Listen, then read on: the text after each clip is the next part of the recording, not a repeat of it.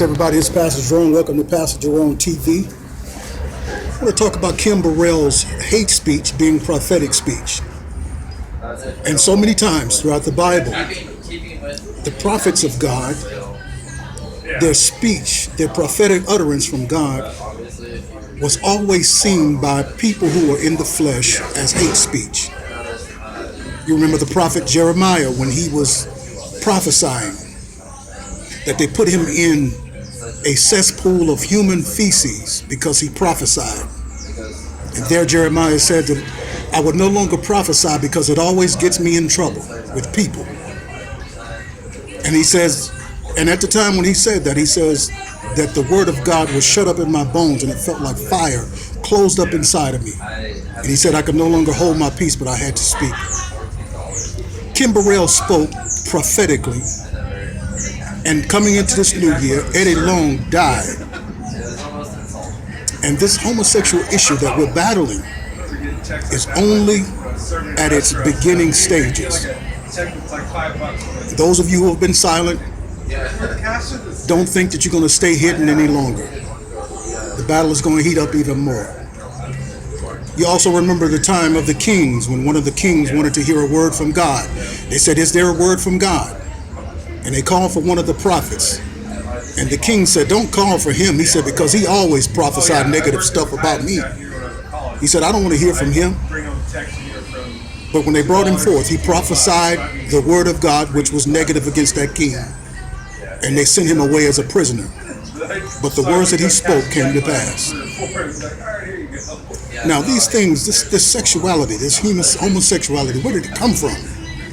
And why is it so prevalent now in these last days? The reason is that this perverted sexuality came from fallen angels.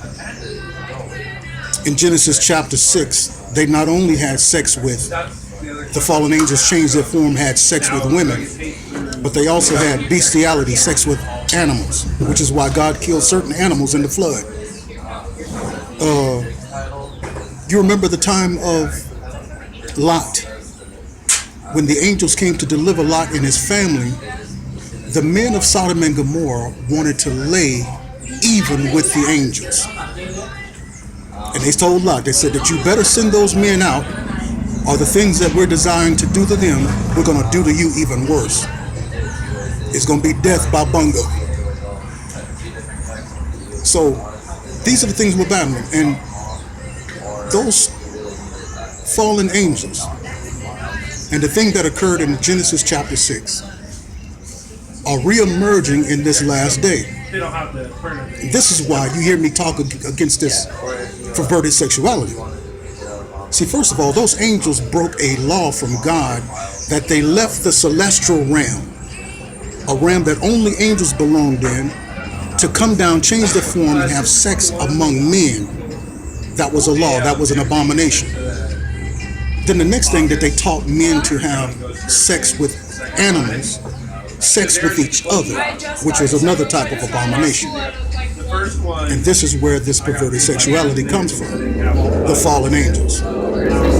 It is a satanic sin. It is very abominable in the sight of God, which is why people say a sin is just a sin. But just think about it. Just think about this. Only two cities in the Bible, in the human history, that God destroyed because of certain sins was Sodom and Gomorrah. It's on record that these things is an abomination against God, and it angers him. Of course, he also destroyed the generations of Noah before the flood. In that time, that they could not get back into the ark because they were having perverted sexuality. And they were creating